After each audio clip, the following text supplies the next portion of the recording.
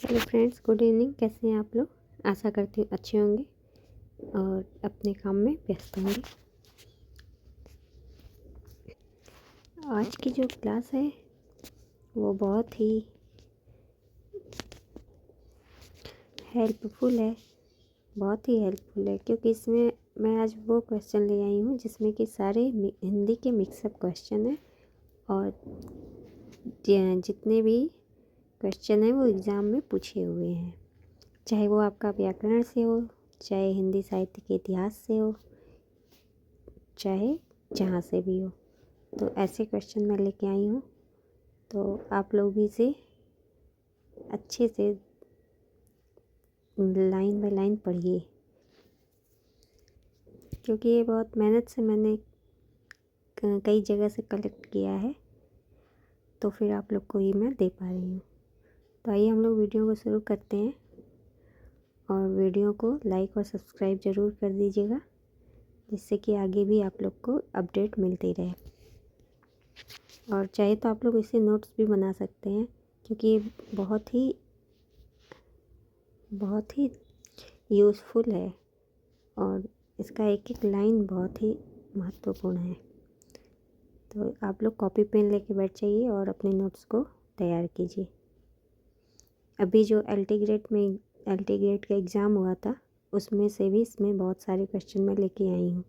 बहुत ही कलेक्ट करने में मुझे बहुत मेहनत लगी है, इसलिए आप लोग भी इसे अच्छे से ध्यान से पढ़िए। तो हम लोग देखते हैं, पहले हम लोग लिपि की बात करेंगे। तो देवनागरी लिपि में एक ध्वनि के लिए एक चिन्ह है। पेज आप लोग को थोड़े से इधर उधर से मिलते नज़र आएंगे, क्योंकि इसे मैंने कई जगह से कलेक्ट किया है, तो इस पर आप लोग ध्यान मत दीजिएगा। तो देवनागरी लिपि में एक ध्वनि के लिए एक चिन्ह होते हैं। एक ध्वनि एक चिन्ह देवनागरी लिपि में। और नागरी लिपि में ह्रस्व व दीर्घ स्वर के लिए स्वतंत्र चिन्ह है। ह्रस्व व दीर्घ स्वर के लिए स्वतंत्र चिन्ह होते हैं। नागरी लिपि में ह्रस्व व दीर्घ स्वर के लिए स्वतंत्र चिन्ह है। यह विश्व की सभी लिपियों में से एक ऐसी लिपि है जिसमें उच्चारण एवं लेखन में एक रूपता है। देखिए, ये देवनागरी लिपि के बारे में बता रहा है कि इसमें एक ध्वनि एक चिन्ह होते हैं और ह्रस्व व दीर्घ स्वर के लिए स्वतंत्र चिन्ह होते हैं, और ये सभी लिपियों में से एक ऐसी लिपि है जिसमें उच्चारण व लेखन में एक रूपता है।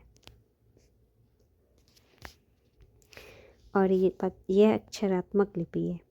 इसमें प्राय व्यंजन स्वर मिले रहते हैं, जैसे क प्लस अ बराबर क, प प्लस अ बराबर प। तो ये आपकी अक्षरात्मक लिपि कहलाती है। और इसमें ध्वनियों की पूर्णता, पर्याप्तता एवं स्पष्टता है। इसमें जो ध्वनि है पूर्ण व स्पष्ट होती है।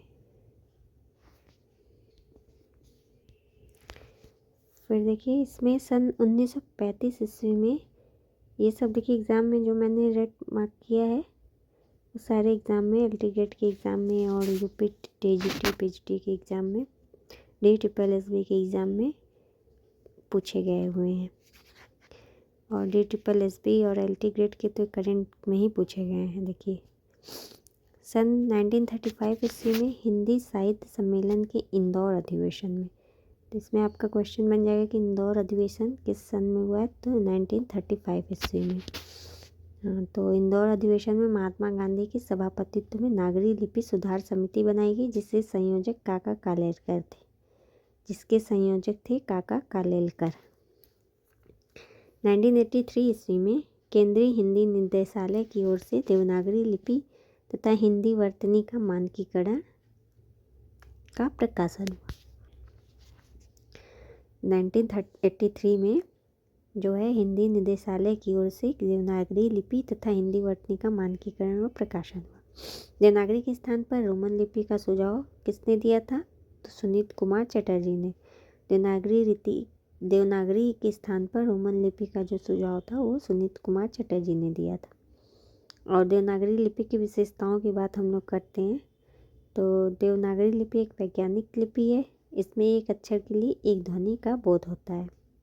एक अक्षर के लिए एक ध्वनि का बोध होता है। ये भी देखिए पूछा हुआ क्वेश्चन है एल टी ग्रेड में। श्याम सुंदर दास ने पंचमाक्षर के स्थान पर अनुस्वार के प्रयोग का सर्वोत्तम प्रस्ताव दिया। ठीक है, ये भी आप लोग देख लीजिए। श्याम सुंदर दास ने पंचमाक्षर के स्थान पर अनुस्वार के प्रयोग का सर्वोत्तम प्रस्ताव रखा है। और नागरी लिपि सुधार समिति की संयोजक कौन थे? काका कालेलकर थे। नागरी लिपि को आचार्य विनोबा भावे ने देवनागरी नाम दिया। सन 1935 ईस्वी में हिंदी साहित्य सम्मेलन के इंदौर अधिवेशन में महात्मा गांधी के सभापतित्व में नागरी लिपि सुधार समिति बनाई गई, जिसमें संयोजक काका कालेलकर थे। ये भी जितना भी मैंने से स्केच पेन से किया है उसे आप लोग नोट कर सकते हैं। 1983 ईस्वी में केंद्रीय हिंदी निदेशालय की ओर से देवनागरी लिपि तथा हिंदी वर्तनी का मानकीकरण का प्रकाशन हुआ। देवनागरी के स्थान पर रोमन लिपि का सुझाव सुनीत कुमार चटर्जी ने दिया। अब यहाँ देखिए तव्यत और अनियर प्रत्यय। अब प्रत्यय हम लोग यहाँ देखेंगे, तव्यत और अनियर प्रत्यय। धातु तव्यत और अनियर प्रत्यय, इन दोनों प्रत्ययों का प्रयोग चाहिए र का लोप होकर तव्य एवं अनि शेष बचता है। और इसमें कर्तृवाच्य नहीं होते हैं, इन दोनों में कर्तृवाच्य में नहीं होते हैं। तव्यत तथा अनियर प्रत्यय, इन दोनों प्रत्ययों का प्रयोग चाहिए कि र का लोप होकर तव्य एवं अनि शेष बचता है। यहाँ देखिए धातु और प्रत्यय मिलाकर पुल्लिंग बनते हैं। कथ अनियर मतलब कथनी आपका हो जाएगा। पठ धन अनियर पठनी हो जाएगा। गम प्लस अनियर गमनी हो जाएगा। लिख प्लस अनियर लेखनी हो जाएगा। लिख प्लस अनियर लेखनी हो जाएगा। देखिए क्री प्लस तव्यत प्रत्यय, देखिए क्री प्लस तव्यत मतलब कर्तव्य बन जाएगा आपका। गम प्लस तव्यत गंतव्य बन जाएगा। और भू प्लस तव्यत भवितव्य बन जाएगा। पठ प्लस तव्यत पठितव्य बन जाएगा। लिख प्लस तव्यत लिखितव्य बन जाएगा। ये देखिए प्रत्यय ये है। यूपी टीजीटी में भी आपके एक दो प्रत्यय जरूर पूछे जाते हैं, उसकी भी अगर आप लोग तैयारी कर रहे हो तो इसे आप लोग देख सकते हैं। अब हम लोग यहाँ देखेंगे राम कुमार वर्मा ने आदिकाल को संधिकाल व चारण काल में विभाजित किया है। राम कुमार वर्मा ने आदिकाल को क्या कहा है? संधिकाल व चारण काल। हजारी प्रसाद द्विवेदी की इतिहास संबंधी ग्रंथ, ये देखिए हिंदी साहित्य के इतिहास से कुछ क्वेश्चन यहाँ पर हैं जो कि एग्ज़ाम में आए हुए हैं। तो हजारी प्रसाद द्विवेदी की इतिहास संबंधी ग्रंथ, हिंदी साहित्य की भूमिका 1940, हिंदी साहित्य उद्भव और विकास 1952 और हिंदी साहित्य का आदिकाल भी 1952 है। दो इनका 1952 है और एक जो है भूमिका वो 1940 है।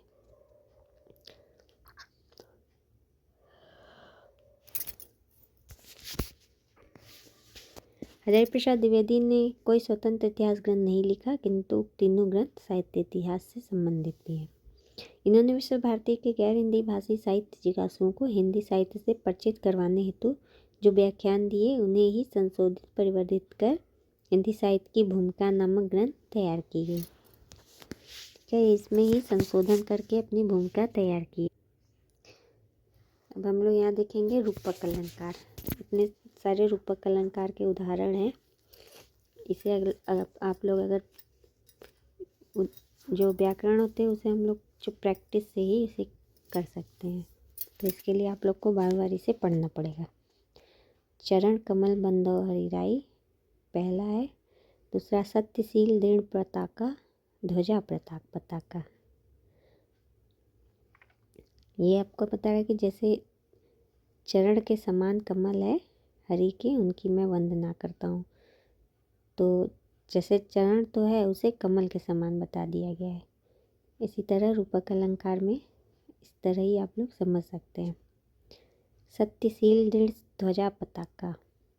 संपत्ति चकई भरत चक्र मुनि आयस खेलवार तेहि निसी आश्रम पिंजरा रखे माँ बिनसार। एक राम घनश्याम हित चातक तुलसीदास, पायो जी मैंने राम रतन धन पायो। यहाँ देखिए धन का कंपेयर किया गया राम जी से कि राम रतन धन पायो। उलझा है चंचल मन को रंग, वन सारदी चंद्र का चादर ओढ़े। यहाँ देखिए रामचरितमानस और कविताली के उत्तरकांड में गोस्वामी जी ने कलयुग का वर्णन किया है, मतलब कलयुग को कलिकाल भी बोल सकते हैं। कवितावली में बनारस के तत्कालीन समय में फैले महामारी का वर्णन उत्तरकांड में किया गया है। यहाँ पूछा जा सकता है कि किस कांड में महामारी का वर्णन किया गया है। और इसके बाद उत्तरकांड में महामारी जैसी बीमारी का, जो कि बहुत उस समय फैला हुआ था, उसका वर्णन किया गया है कवितावली में। और तुलसीदास ने अपने बाहु रोग से मुक्ति के लिए हनुमान बाहु की रचना की है। ये तो बहुत बार एग्जाम में पूछा गया है। अब ये मतलब पुराना हो गया, पूछने की कोई गुंजाइश भी नहीं है। तुलसीदास जी ने बरवे रामायण की रचना रहीम के आग्रह पर की थी। कहा जाता है कि तुलसी के राम को जानने के लिए रामचरितमानस पढ़ना चाहिए और तुलसी को जानने के लिए विनय पत्रिका। तुलसीदास पर लिखे गए आलोचनात्मक ग्रंथ देखिए कुछ हैं। गोस्वामी तुलसीदास लिखे हैं रामचंद्र शुक्ल जी ने। तुलसी काव्य मीमांसा ये लिखे हैं उदय भानु सिंह ने। लोकवादी तुलसीदास ये लिखे हैं विश्वनाथ त्रिपाठी ने। और तुलसी आधुनिक वातायन से ये लिखे हैं रमेश कुंतल मेघ। तुलसी का स्वप्न और लोग ये लिखे हैं ज्योतिष जोशी। तुलसी काव्य के नए वातावरण ये लिखे हैं नंद किशोर नवल। अब यहाँ कुछ मुख्य जो लेखिका हैं और लेखक हैं उनके जो सब उपन्यास नाटक जितने भी हैं उसमें थोड़ा थोड़ा उनके बारे में डिटेल भी दिया गया है, तो इसे भी आप लोग ध्यान से देखिए। ये बहुत जगह से मैंने खोज के इसे लेके आया है, तो इसे आप लोग अच्छे से देख लीजिए अगर सिलेक्शन चाहते हैं तो। नासिरा शर्मा, 7 नदियाँ एक समुंदर 1984 की हैं। सालमली 1987, ठिकरे की मंगनी 1989, जिंदा मुहावरे 1993, अक्षय वट 2003, कुनिया जानी 2005, जीरो रोड 2008, पारिजात 2010, अजनबी जंजीरा 2012, कागज़ की नाव 2014, शब्द पखेरु 2017, दूसरी जन्नत 2018 और अल्फ़ा बीटा गामा ये बहुत ही न्यू इनकी रचना है, तो इसे आप लोग ज़रूर देख लीजिएगा। अल्फ़ा बीटा गामा 2022 की ही है। 7 नदियाँ एक समुंदर उपन्यास में आज की ईरान की कथा कही गई है। तो पूछा जाएगा कि ईरान की कथा किसमें कही गई है, तो 7 नदियाँ एक समुंदर में, जो कि नासिरा शर्मा के उपन्यास हैं। सालमली उपन्यास में लेखिका ने एक सुशिक्षिता और केंद्रीय सरकार की सेवा में प्रथम श्रेणी की पदाधिकारी पत्नी सरकारी दफ्तर में ऑफिसर के रूप में कार्यरत है। हीन भावनाग्रस्त पति के बीच उभरने वाले पारिवारिक तनाव और विसंगतियों का चित्रण है सालमली में। और ठिकरे की मंगनी में उपन्यास में रूढ़ियों में जकड़े एक मध्यमवर्गीय मुस्लिम परिवार की शिक्षित और संवेदनशील युवती का संघर्ष कथा है। महरूक के परिवार में लड़कियां नहीं जीती थी, इसलिए टोटके के रूप में पैदा होते ही उसकी मंगनी कर दी जाती थी, इसीलिए इस उपन्यास का नाम है ठिकरे की मंगनी। जिंदा मुहावरे उपन्यास देश के बंटवारे की भयंकर त्रासदी को केंद्र में रखकर लिखा गया है। जिंदा मुहावरे। अक्षय वट उपन्यास इलाहाबाद को केंद्र में रखकर लिखा गया है। कागज़ की नाव जो इम्पोर्टेंट है उसका ही मैं यहाँ पे दिखा रही हूँ आप लोग को। कागज़ की नाव उपन्यास पर 2019 ईस्वी में व्यास सम्मान मिला और इस उपन्यास में बिहार में रहने वाले उन परिवारों के जिनके घर से कोई न कोई पुरुष खाड़ी मुल्कों में नौकरी करने गया हुआ है। और कागज़ की नाव उपन्यास का नामकरण रूपक के रूप में किया गया, यानी ज़रूरतों और जिम्मेदारियों के समुद्र को चंद रुपयों के सहारे पार करने की कोशिश की गई है। पारिजात उपन्यास पर 2016 ईस्वी में साहित्य अकादमी पुरस्कार प्राप्त हुआ है। ठीक है, इतने इनके उपन्यास हैं, इसके मैंने डिटेल बताई है। अब मेहरुन्निसा परवेज का हम लोग देख लेते हैं कौन कौन सा है। उसका घर 1972, आँखों की दहलीज, पहले देखिए आँखों की दहलीज होगा 1969 में, इसके बाद होगा उसका घर 1972, और कोरजा 1977, अकेला पलाश 1981, पासंग 2005। कृष्णा सोबती सन 2025, गुजरात में इनका जन्म हुआ था। ये बहुत इम्पोर्टेंट हैं एग्ज़ाम के लिए, कृष्णा सोबती जी। इनके उपन्यास सूरजमुखी अंधेरे के 1972, दिलो दानिश 1993, जिंदगी नामा जिंदा रुख 1979, साहित्य अकादमी पुरस्कार मिला था इसमें 1980 में, दिलो दानिश 1993, ए लड़की, ये देखिए एलटी ग्रेड में पूछा गया है क्वेश्चन, समय सरगम 2000, गुजरात पाकिस्तान से गुजरात हिंदुस्तान 2017, चन्ना 2019। पैरों तले की ज़मीन नाटक को कमलेश्वर ने पूरा किया था। और अब आषाढ़ का एक दिन कवि कालिदास के परिवेश, प्रेरणा स्रोत, रचना प्रक्रिया आदि से संबंधित है। मोहन राकेश कृत लहरों के राजहंस नाटक का कथानक अश्वघोष के महाकाव्य सौदरानंद पर आधारित है। और हिंदी नाटकों में आधे अधूरे नाटक का महत्वपूर्ण स्थान है। आधे अधूरे नाटक में आधुनिक जीवन में मध्यम वर्गीय परिवार के वैवाहिक जीवन की आर्थिक और मनोवैज्ञानिक दोनों प्रकार की विडंबनाओं का सफल चित्रण किया है। विष्णु प्रभाकर की कुछ रचनाएं देख लेते हैं। डॉक्टर, युगे युगे क्रांति, टूटते परिवेश, कुहासा और किरण, डरे हुए लोग, वंदनी, अब और नहीं, सत्ता के आर पार, श्वेत कमल। इसके बाद भगवती चरण वर्मा के दो हैं, वसीयत और तारा। तारा इनका गीति नाट्य है। अमृतलाल नागर का देख लेते हैं, चंदनवन, चक्करदार सीढ़ियाँ और अंधेरा, दोनों ही ये रेडियो नाटक है। और लक्ष्मीकांत वर्मा, तिंदुवुलम, सीमांत के बादल, अपना अपना जूता, रोशनी एक नदी है, ठहरी हुई जिंदगी, आदमी का जहर, ये लक्ष्मीकांत वर्मा के हैं। भीष्म सायनी, देखिए एलटी ग्रेड में पूछा हुआ है, ये भी क्वेश्चन है। हानुस 1977, कबीरा खड़ा बाजार में 1981, ये क्वेश्चन आया था। मागवी, मुआवजे, रंग दे बसंती चोला, आलमगीर। हानुस नाटक के बारे में थोड़ा सा देख लेते हैं कि जो हानुस नाटक है चेकोस्लोवाकिया में प्रचलित लोक कहानी पर आधारित है। इसमें श्रमशील कलाकार की अदम्य सृजनेच्छा, सत्ता की क्रूरता का चित्रण हुआ है। और कबीरा खड़ा बाजार में कबीर के युग प्रवर्तक व्यक्तित्व व तत्कालीन परिस्थितियों का चित्रण किया गया है। रंग दे बसंती चोला में जलियांवाला बाग हत्याकांड के क्रूर नायक कर्नल डायर और शहीद उधम सिंह के माध्यम से साम्राज्यवाद और राष्ट्रीयता स्वतंत्रता की भावना की टकराहट को नाटकीय अंदाज में पेश किया गया है। मागवी में गालो विश्वामित्र के शिष्य थे जो, और माधवी की पौराणिक कथा का आधुनिक संदर्भ में चित्रण किया गया है। जगदीश चंद्र माथुर, भोर का तारा, ओ मेरे सपने, कोणार्क, शारदिया, पहला राजा, 10 तस्वीरें, जिन्होंने जीना जाना, दशरथ नंदन, रघुकुल रीति। कोणार्क की रचना के आधार स्वरूप में ऐतिहासिक कथा को ग्रहण किया गया है। अब देखेंगे हम लोग नगेंद्र नागदेव, इनकी रचना देखेंगे। अन्वेषी 2008, खंभों पर टिकी खुशबू 2008, पीली रुमालों की रात 2015, एक स्विच था भोपाल में 2021। ये भी देखिए नगेंद्र नागदेव की एक स्विच था भोपाल में करेंट की रचना है। फांसी बाग 2021, ये भी देख लीजिए, फांसी बाग और एक स्विच था भोपाल में। इसके बाद मृदुला गर्ग, ये हिंदी के साथ साथ अंग्रेजी में भी लेखन कार्य करती थी, ये दोनों सब भाषा में लेखन कार्य करती थी।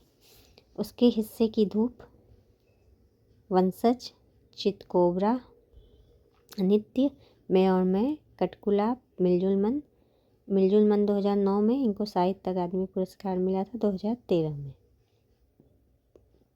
वसु का कुटुंब 2016। इसके बाद राजी सेठ, तत्सम 1983 और निष्कवच 1995। तत्सम उपन्यास क्या है? एक प्रेम कथा है। इसमें स्त्री पुरुषों के संबंधों का विवेचन है।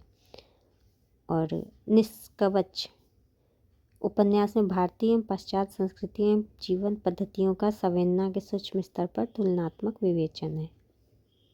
महेंद्र भल्ला, एक पति के नोट्स 1967 और दूसरी तरफ उड़ने पे बिस्तर, दो देश और तीसरी उदासी। अमरकांत, सूखा पत्ता, आकाश पंछी, बीच की दीवार, सुखजीवी, काले उजाले दिन। इन्हीं हथियारों से 2003 में इनको साहित्य अकादमी पुरस्कार 2007 में मिला। सुंदर पांडे की पतों खुदीराम, ये अमरकांत की रचना है। अमरकांत कृत काले उजाले दिन में परिवार में विमाता की उपस्थिति से नायक के व्यक्तित्व का विघटन दिखाया गया है। बीच की दीवार में एक स्त्री के अनेक पुरुषों के प्रति आकर्षण की कहानी है। इन्हीं हथियारों से जो है अमरकांत का सबसे चर्चित उपन्यास है। इसका नायक बलिया जनपद है। इस उपन्यास में भारत छोड़ो आंदोलन से लेकर स्वतंत्रता प्राप्ति तक के बलिया के सामाजिक जीवन का चित्रण हुआ है। इन्हीं हथियारों के लिए 2007 का साहित्य अकादमी पुरस्कार भी मिला है। अब ये थोड़ा सा भ्रांतिमान अलंकार आ गया। अलंकार के थोड़े से देख लेंगे उदाहरण। भ्रांतिमान जो पूछा गया एग्जाम में, ये देखिए, पाए महावर दीन को नाइन बैठी आए, फिर जानी महावर एड़ी भिड़त जाए। जैसे यहाँ पे भ्रम की स्थिति उत्पन्न हुई है कि पैर है कि ये कलर लगा है महावर, ये सब बताया जा रहा है। तो यहाँ भ्रांतिमान की स्थिति उत्पन्न हुई है।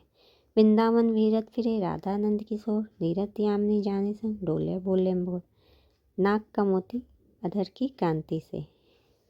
ये भी भ्रांतिमान के। थोड़ा कवि प्रिया जो कि 1601 ईस्वी की है, इसमें क्या है? 16 प्रकाश, काव्य दोष, कवि भेद, कवि रीति, रस अलंकार एवं 12 मासा का वर्णन है। केशव ने यह रचना अपने आश्रयदाता इंद्रजीत सिंह की गणिका राय प्रवीण को काव्य शिक्षा देने के उद्देश्य से की थी। रामचंद्रिका 1601 ईस्वी, महाकाव्य 39 प्रकाश। रामचंद्रिका जो है 1601 ईस्वी में लिखी है, एक महाकाव्य है, इसमें 39 प्रकाश हैं। वाल्मीकि रामायण पर आधारित। जनश्रुति है कि केशवदास ने रामचंद्रिका की रचना वाल्मीकि के स्वप्न में कहने पर की थी। रामचंद्रिका को फुटकर कवियों का संग्रह कहा पीताम्बर दत्त बर्थवाल ने।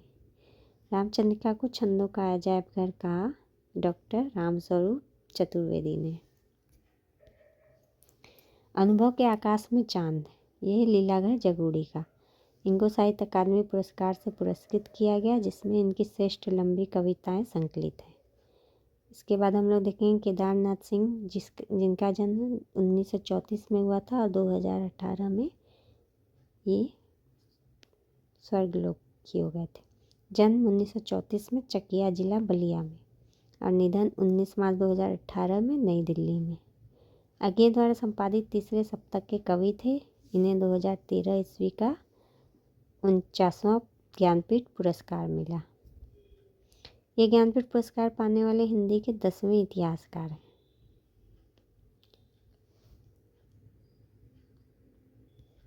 इनकी काव्य रचनाएं देखिए, पूछा गया जमीन पक रही है 1980, अभी 1960, तो इसमें जमीन पक रही है ये पूछा गया है। यहाँ से देखें 1983 और अकाल में सारस, ये इनकी मुख्य काव्य रचनाएं हैं। अब ये गजानन माधव मुक्तिबोध। अगर आप लोग को वीडियो पसंद आ रही है तो इसे आप लोग लाइक और सब्सक्राइब ज़रूर कर दीजिएगा, क्योंकि अब मैं ये गजानन माधव मुक्तिबोध को मैं कल से शुरू करूँगी। अगर आप लोग को कि इसमें जो इम्पोर्टेंट मैं बता रही हूँ उसे आप लोग को आगे देखना हो तो कल आप लोग इसी टाइम आ जाइएगा। मिलते हैं कल। जो बचे हैं थोड़े से इसमें इसको मैं कल आप लोग को करा दूँगी पूरा, क्योंकि ये जो मैंने बहुत अच्छे से इसे खोज कलेक्ट किया है कई जगहों से, जो कि आप लोग को मिलना बहुत मुश्किल होगा, इसीलिए आप लोग इसे अच्छे से देख लीजिएगा। मिलते हैं नेक्स्ट वीडियो में, तब तक के लिए धन्यवाद।